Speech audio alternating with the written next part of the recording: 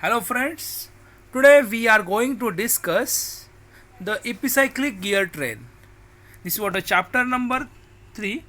Okay, in previous video we seen that a simple gear train, a compound gear train and the reverted gear train. So today we are going to see the epicyclic gear train. So what is meant by epicyclic gear train, how to find out the velocity ratio and the methods to find out the velocity. Okay, so epicyclic gear train is too much important. Okay, so we will let's see. So epicyclic gear train. Okay, so epicyclic gear train, what is meant by epicyclic gear train? Okay, so see here, this diagram will be here. Okay, in this diagram this gear A will be here, this gear B will be here and this arm C will be here. Okay, now suppose this gear A is like that. Okay, again the gear B is like that and this is what a common arc will be there. Okay, suppose this. Okay, again see here, this O1 will be center. Okay, from this center this axis of this gear A will be passed and axis of this gear arm C will be passed. Okay, so this O2 will be the point of this what center point of this gear B. Now let's see, we have already discussed that in an epicyclic gear train the axis of shaft over which the gears are mounted may move relative to fixed point. Now see here, with what axis of shaft over which the gears are mounted may move relative to the each other, where this one again about this O1 axis in this figure. Okay, a simple epicyclic gear train is shown in figure. This is what a simple epicyclic gear train. The epicyclic gear train may be the compound or simple. Okay, so a simple epicyclic gear train is shown in figure where a gear A and the arm C have the common axis at O1 about which they can rotate. So this gear, okay, so see here, this is what a gear A and arm C having the common axis at O1 about which they can vary or rotate. Okay, so see here, the gear B meshes with a gear A and it has its axis on the arm at O2 about which the gear B can rotate. The gear B meshes with gear A. So this gear B will meshes with gear, okay, this gear B meshes with this gear A and has its axis on the arm at O2. This having the axis at the arm, this is what O2. Okay, about which the gear B can rotate, about which this gear B can rotate. Okay, this gear B rotates about this axis O2. Okay, again this gear B meshes with this gear A. So simple epicyclic gear train will be there. Gear train means there to transmit motion, there gear must be two or more gear will be there. This is what a gear train. Okay, so EP means we can see in later word or afterwards what is meant by EP, and cyclic means rotated in cyclic manner. Okay, so this is what the epicyclic. Okay, so see here, if the arm is fixed, suppose this arm is fixed. Okay, suppose see that this arm will be the fixed, then what happens, this gear A and gear will be meshes with each other. Okay, the gear train is simple and gear A can drive gear B or vice versa. Means suppose this arm C will be the fixed, then what happens, there are only two gears will be there. This is nothing but what simple gear train will be there. Here is what gear A will drive the gear B or gear B will drive the gear A. But if the gear A is fixed, suppose if the gear A is fixed and the arm is rotated about the gear axis of gear A, that is about axis, that is OA. Okay, then the gear B is forced to rotate upon and around a gear A. Okay, suppose see here, suppose if we consider that this gear A is fixed, so what happens, suppose this gear A is fixed, then what happens, this arm will rotate this gear B around this gear A. Okay, so this is nothing but what a epicyclic. This is what in condition, suppose A is fixed, then what happens, this will be the happens, this gear arm C will rotate this gear B around this gear A. Okay, so such a motion is called epicyclic.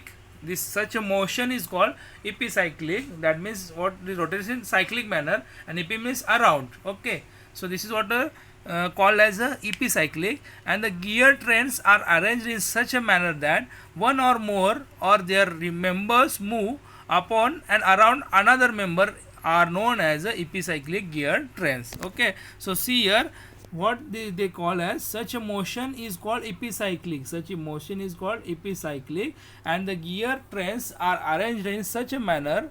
The gear trains are arranged in such a manner that one or more of their members move upon and around another member. This move around or upon another members are known as the epicyclic gear trains. Here ep means upon and cyclic means around. Okay, so ep means upon and cyclic means around. Okay, the epicyclic trains may be simple or compound. This epicyclic gear train may be simple gear train or compound gear train. Okay, so this is what the epicyclic gear train. So important point will be here, the epicyclic gear trains are useful for transmitting high velocity ratios with gears of moderate size in comparatively lesser space. This is a very much important point, key point or advantage of this epicyclic gear train. That is what the trains are useful for transmitting high velocities. It can be transfer high velocities with gears of moderate size. That means gears of moderate size as and in a comparatively lesser space. The space required for this gear train is very small, and again the size of the gears will be the very moderate. This not large gears will be required, moderate size gears will be required, and the space required is very less, and it can be transfer the high velocities within this smaller or lesser space and with moderate size of gears. This is a main advantage of this epicyclic gear train. The epicyclic gear trains are used in back gear of lathe. The application of epicyclic gear train is first is what this epicyclic gear trains are used in back gear of lathe. Okay, and so second one is what differential gears of automobiles, hoist, pulley block, wrist watches, etc. So the main use of this epicyclic gear train is a back gear of lathe and differential of gearbox. In differential of gearbox, that is what differential gearbox of automobile where epicyclic gear train is used. Okay, and we know that the differential is a very crucial advantage or development of the automobile sector. Okay, because of differential we can turn the automobile in any direction. So in the differential gearbox, this what epicyclic gear train is used. This is what a simple this is what a compound epicyclic gear train is used in what automobile differential. Okay, so next is what we have to find out the velocity ratios of epicyclic gear train. So we have to find out, there are two methods to find out the velocity ratio of epicyclic gear train. The following two methods may be used for finding out the velocity ratio of epicyclic gear train. The first is what tabular method, and second one is what algebraic method. In that case, the tabular method is widely used instead of this algebraic method. So your pronunciation will be like tabular method. Okay, so first we are going to see the tabular method. So again I will take the figure as it is. Okay, gear A will be there, gear B will be there, arm C will be there. So this gear B will be the move around this gear A, and this gear A is what a fixed. So in that condition, so what will be there? Okay, consider an epicyclic gear train as shown in figure. Okay, TA, this TA must be a suffix. Okay, I will be written as a TA. Okay, but is written as T in suffix A. Okay, and TBT in suffix B. Okay, so T and TB, TA is equal to number of teeth on gear A, and TB is equal to what? Number of teeth on gear B. Okay, first of all, let us suppose that the arm is fixed. Let us suppose that the arm is fixed. Then what happens? It will be the simple gear train. The gear A will drive gear B, or gear B will drive the gear A. Okay, so therefore the axis of both gears are also fixed relative to each other. Okay, when the gear A makes one revolution anti-clockwise, the gear will be make TA divided by TB revolutions clockwise. So this this is taken as like that. Suppose this gear A will be here, okay, so this gear A, and here is what, suppose this gear B, okay. Suppose this gear A rotates in this anti-clockwise direction, then what happens, this gear B will be the rotates in a clockwise direction. So this gear A makes revolution anti-clockwise direction, that is plus 1 will be there, and this is what it, suppose this anti-clockwise will be here is what, we have to find out the ratio, velocity ratio, okay. So velocity ratio of this gear B, this is taken as a TA divided by TB, okay. So this is what, TA divided by TB, okay. Suppose instead of, we have to find out the velocity ratio of this gear B, okay. So this is like a that. So first thing is that velocity ratio is exactly reciprocal of, again I will explain one thing is, velocity ratio is exactly reciprocal of number of teeth. So suppose here NB divided by NA will be here is equal to there was TA divided by TB, okay. So we have to find out the velocity ratio, velocity of gear B. So velocity of gear B, so NB is equal to, simply suppose velocity of this gear A will be 1, okay. So velocity of this gear A will be the 1, so put here, so what comes here, this is what into 1, so NB is equal to, I will just check here, NB is equal to what, TA divided by TB into 1, okay. So this is what the velocity of gear B, okay. Now take sign convention as it is. Suppose I will take anti-clockwise positive and clockwise negative, so what comes here,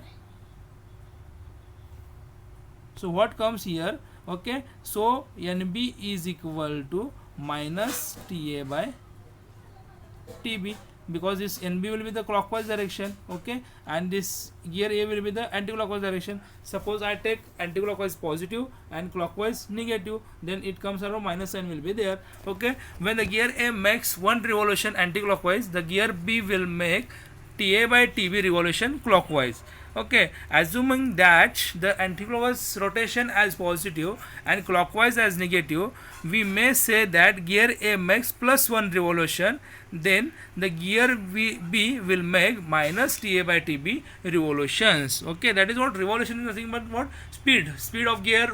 Suppose speed of gear A is taken, NA is taken as plus 1, then what will be the speed of gear B, that is minus TA by TB. This statement of relative motion is entered in the first row of table. This is what tabular method. We have to draw one table. In that table we will put the value. So first table will be the what? Suppose that gear 1 arm C is fixed, okay. Gear 1 rotates in plus 1 revolution, then gear B will rotate in minus TA by TB, okay. Now multiply.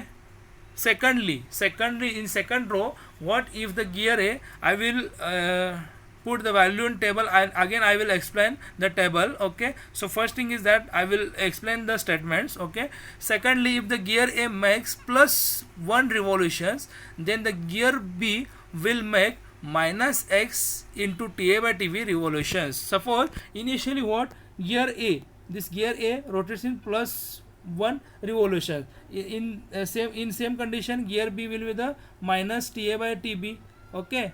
This is what the speed, okay. Now the gear A makes plus X revolutions, that means multiply by X will be there, this plus X revolution will be there, into this multiplied by X will be there, that means the gear B will make minus X into TA by TV revolutions. This statement is entered in the second row of table, that means in table second row will be like that. This is what is value for A and this value for B, okay. In other words, multiply each motion by X entered in first row. Whatever will be the value in first row multiplied by this value by X, we will get the second row, okay. Now thirdly, each element of epicyclic gear train is given plus Y revolutions and entered in the third row, okay. Finally, the motion of each element of the gear train is added up and entered in the fourth row. That means third row, what happens, plus Y revolution, we are going to add plus Y revolution, and afterwards we got the fourth row, that is finally fourth row will be there, that is addition summation of all, okay. So see, this is what a table of motion will be here. I will explain one by one here, okay. suppose I will just zoom this figure. Okay, now see here.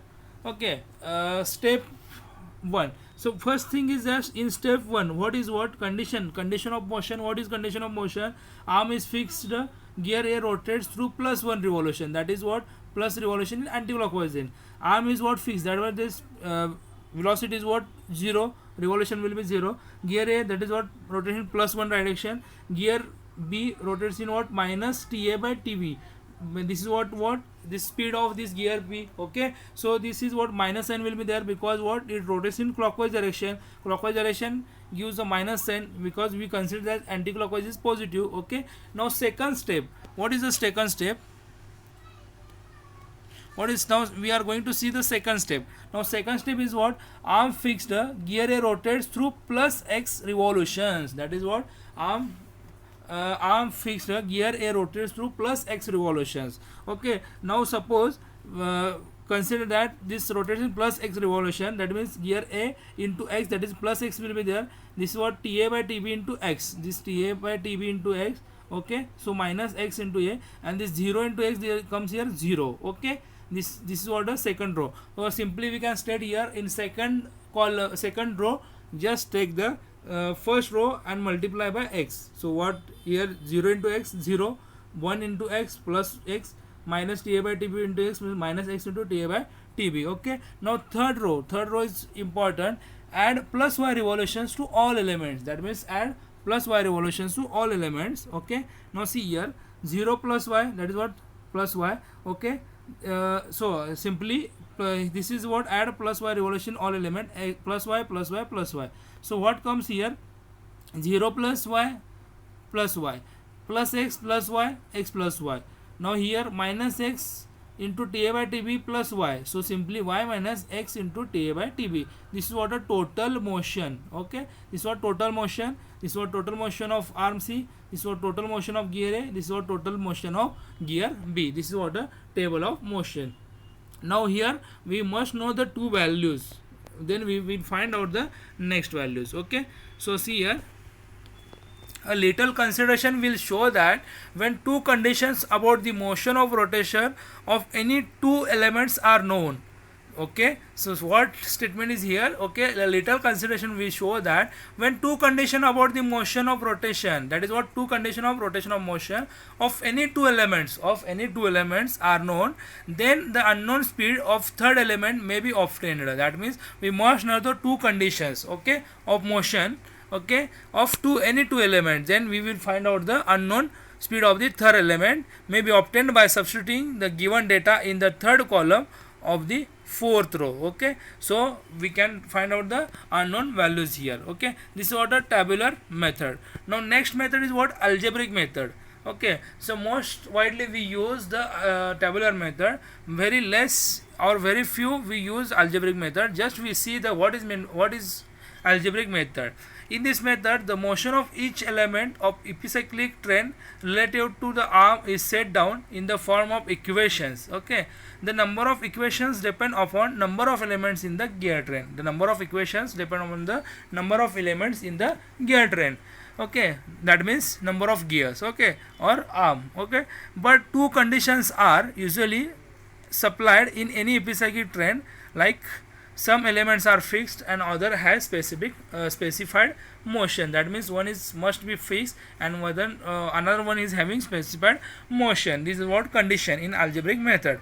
These two conditions are sufficient to solve all the equations. These two conditions are sufficient to solve any equation, and hence to determine the motion of any element in the epicyclic gear train. That means by using these two conditions we will find out the motion of any element of epicyclic gear train. Now see there, by referring the figure above, referring the previous figure, that is what arm gear A will be there, arm C will be there, and gear B will be there. Let arm C will be the fixed and epicyclic gear train as shown in figure. Okay, therefore the speed of gear A relative to arm C. Okay, now therefore NA minus therefore the speed of gear A relative to arm C is equal to what? NA minus NC. Okay, this is what the relative speed of gear A to the arm C, that is what? NA minus NC. The speed of gear B relative to arm C. The speed of gear B relative to arm C is equal to what? NB minus NC. Okay, whatever the speed of A minus gear C, arm C, is equal to what the remaining speed is nothing but what? Speed of the A, or relative speed of B, that is what? NB minus NC. Okay, since the gear A and B are meshing directly, therefore they will revolve in opposite direction. Since the gear A and B are meshing each other, okay, therefore they will be the revolve in opposite direction. That means the sense of rotation will be different of gear A and gear B. So simply we can state here NB minus NC divided by NA minus NC is equal to TA by TB. Okay, so TA by TB, this is what? Minus sign will be there, because what? They will move in opposite, they will revolve in opposite direction. Since the arm is C fixed, therefore if the NC is equal to 0, put the value NC is equal to 0, so we directly got NB divided by NA is equal to minus TA by TB. Okay, that is what we got here. NB divided by NA is equal to minus TA by TB. Okay, if the gear A is fixed, then NA will be 0.